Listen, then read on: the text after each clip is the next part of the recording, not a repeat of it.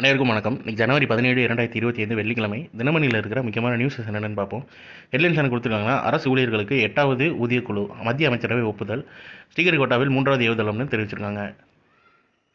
மத்திய அரசு ஊழியர்களின் ஊதியம் ஓய்வூதியதாரர்களுக்கு படிகளை மாற்றி அமைப்பதற்கான 8வது ஓய்வூதிய குழு, அதாவது 8th பே கமிஷன் சொல்லுவாங்க, அதை அமைக்க மத்திய அரசு தீர்மானித்துள்ளது. பிரதமர் நரேந்திர மோடி தலைமையில் தில்லியில் வியாழக்கிழமை நடைபெற்ற மத்திய அமைச்சரவைக் கூட்டத்தில் இதற்கான முடிவு எடுக்கப்பட்டது. இதன் மூலம் தற்போது பணியாற்றி வரும் 49 லட்சத்துக்கும் அதிகமான மத்திய அரசு ஊழியர்களும் 65 லட்சம் ஓய்வூதியர்களும் பயன்பெறுவர். 7வது ஓய்வூதிய குழு கடந்த 2016ஆம் ஆண்டு அமைக்கப்பட்டது. அதன் பதவிக்காலம் வரும் 2026இல் முடிவடைய உள்ள நிலையில் இந்த முடிவை மத்திய அரசு மேற்கொண்டுள்ளது. அதாவது 8th பே கமிஷன் வந்தால் சென்ட்ரல் கவர்மெண்ட் ஸ்டாஃப்க்குலாம் சென்ட்ரல் கவர்மெண்ட்டில் 8th பே கமிஷன் வரப்போகுது. ஸோ சென்ட்ரல் கவர்மெண்ட் ஸ்டாஃப்ஸுக்கு வந்து ஓய்வூதியம், அதாவது பென்ஷனும் அவங்களோட சேலரியும் கூடுன்ற மாதிரி தெரிவிச்சிருக்காங்க. அதுபோக பெரும்பாலான மாநில அரசு துறைகளும் மத்திய ஊதிய குழு பரிந்துரைகளை பின்பற்றுவது குறிப்பிடத்தக்கதுன்னு தெரிவிச்சிருக்காங்க. ஆந்திர மாநிலம் ஸ்ரீஹரிகோட்டாவில் அமைந்துள்ள இஸ்ரோவின் சதீஷ் தவான் விண்வெளி ஆய்வு மையத்தின் 3வது ராக்கெட் ஏவுதளத்தை 3985 கோடி செலவில் அமைக்க மத்திய அமைச்சரவை ஒப்புதல் அளித்துள்ளது. அதாவது 3வது ராக்கெட் ஏவுதளம் 2 இருந்திருக்கு. இப்போ 3வது ஏவுதளத்துக்கு ஸ்ரீஹரிகோட்டாவில் வந்து ஒப்புதல் வழங்கியிருக்கதா சொல்லியிருக்காங்க. அடுத்ததாக ஸ்பேடெக்ஸ் விண்கலங்கள் வெற்றிகரமாக ஒருங்கிணைப்பு. இஸ்ரோ மைல்கல் சாதனை தெரிவிச்சிருக்காங்க. விண்வெளியில் ஆய்வு மையத்தை அமைப்பதற்கான முன்னோட்ட முயற்சியாக அனுப்பப்பட்ட ஸ்பேடெக்ஸ் இரட்டை விண்கலங்களை வெற்றிகரமாக விண்ணில் ஒருங்கிணைத்து புதிய மைல்கல் சாதனையை இஸ்ரோ படைத்துள்ளது. இதன் மூலம் அமெரிக்கா, சீனா, ரஷ்யா, ஃபஸ்ட்டு 3 நாடு கொடுத்துருக்காங்க. அமெரிக்கா, சீனா, ரஷ்யாவை தொடர்ந்து விண்கலங்களை ஒருங்கிணைப்பை முன்னெடுத்த 4வது நாடாக இந்தியா உருவெடுத்துள்ளது. பாரதிய அந்தரிக்ஷா ஸ்டேஷன் என்னும் ஆய்வு நிலையத்தை 2035ஆம் ஆண்டுக்குள் விண்வெளியில் இஸ்ரோ நிறுவ திட்டமிட்டுள்ளது. இதற்கான பிரத்யேக விண்கலங்கள் 2028ஆம் ஆண்டு விண்ணில் செலுத்தப்பட உள்ளன. அதற்கான முன்னேற்பாடுகள் தற்போது மேற்கொள்ளப்பட்டு வருகின்றன. அதன் ஒரு பகுதியாக ஸ்பேடெக்ஸ் என்னும் திட்டத்தின் கீழ் விண்வெளியில் விண்கலங்களை ஒருங்கிணைக்கும் பரிசோதனையை மேற்கொள்ள இஸ்ரோ முடிவு செய்தது. அது வெற்றிகரமாக நிறைவேறியிருக்குன்னு சொல்லியிருக்காங்க.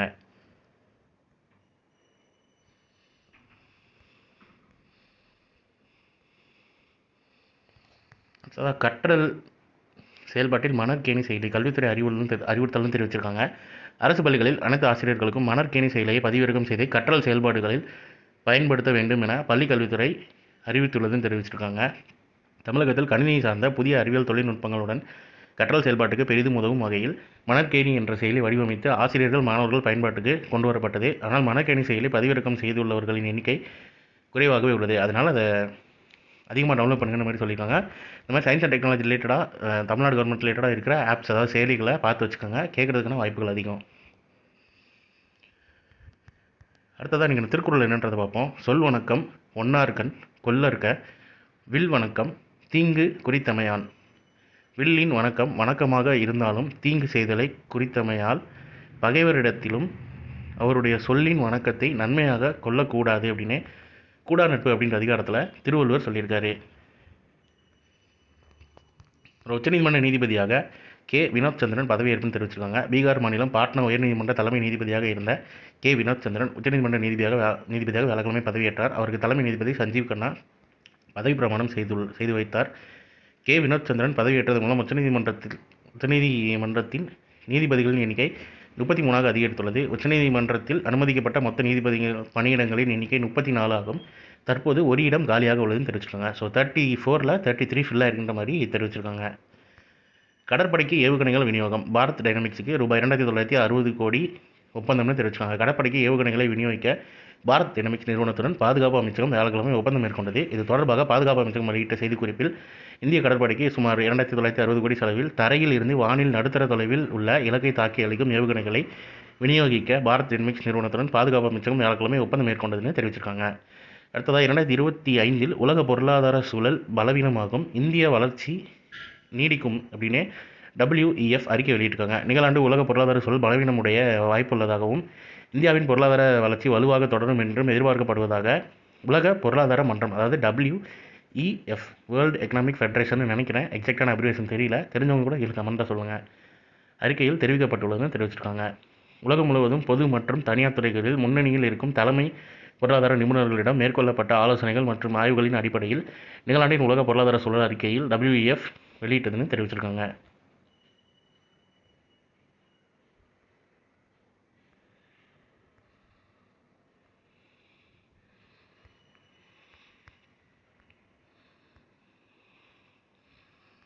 அடுத்ததாக விண்வெளியில் நடந்தார் சுனிதா வில்லியம்ஸ்னு தெரிவிச்சிருக்காங்க. இந்திய வம்சாவளியை சேர்ந்த நாசா விண்வெளி வீராங்கனையான சுனிதா வில்லியம்ஸ் 12 ஆண்டுகளுக்கு பிறகு முதல் முறையாக விண்வெளியில் நடந்தார். இது குறித்து அமெரிக்க விண்வெளி நிறுவனம் நாசா என்ன சொல்லியிருக்காங்கன்னா, சர்வதேச விண்வெளி நிலையத்தில் இருக்கும் சுனிதா வில்லியம்ஸ் மற்றொரு விண்வெளி வீரரான நிக் கேவும் அந்த நிலையத்தில் சில பழுதுகளை மேற்கொள்வதற்காக வியாழக்கிழமை வெளியே வந்து விண்வெளியில் நடந்ததாக தெரிவிக்கப்பட்டுள்ளது. ஏற்கனவே அடுத்த சில வாரங்களில் விண்வெளியில் நடந்து மேற்கொள்ளப்படவிருக்கும் மற்றொரு பணியிலும் சுனிதா வில்லியம்ஸ் பங்கேற்கிறார் என்று நாசா கூறியிருந்தது நினைவு கூறத்தக்கது.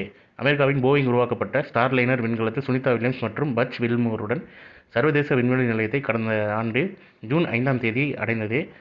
9 நாட்களுக்கு பிறகு ஸ்டார்லைனர் மூலம் அவர்கள் இருவரும் பூமிக்கு திரும்புவதாக இருந்தது. இருந்தாலும் தொழில்நுட்ப கோளாறு காரணமாக அவர்களால் திட்டமிட்டபடி பூமி திரும்ப முடியவில்லை. ஸ்டார்லைனரில் ஆட்களை அழைத்து வருவது அச்சுறுத்தல் நிறைந்தது என்பதால் சுனிதாவும் பட்ச் வில்மோரும் ஸ்பேஸ் எக்ஸ் நிறுவன விண்கலம் மூலம் வரும் மார்ச்சில் பூமிக்கு திரும்புவார்கள் என்று நாசா அறிவித்துள்ளது. இந்த நிலையில் அவர்கள் பூமிக்கு அழைத்து வரும் திட்டம் மேலும் 1 மாதத்துக்கு ஒத்திவைக்கப்பட்டுள்ளதுன்னு தெரிவிச்சிருக்காங்க. ஸோ இன்றைக்கான இம்பார்ட்டன்ட் நியூஸஸ் அவ்வளோதான். இதோட ஷார்ட்டட் வெர்ஷனாக 1 மினிட் கரெக்ட் நம்ம சேனல் இருக்குது. வேணும்னு அதை யூட்டிலைஸ் பண்ணிக்கோங்க. மேலும் இன்னொரு நியூஸ் வீடியோவில் சந்திப்போம். தேங்க்யூ.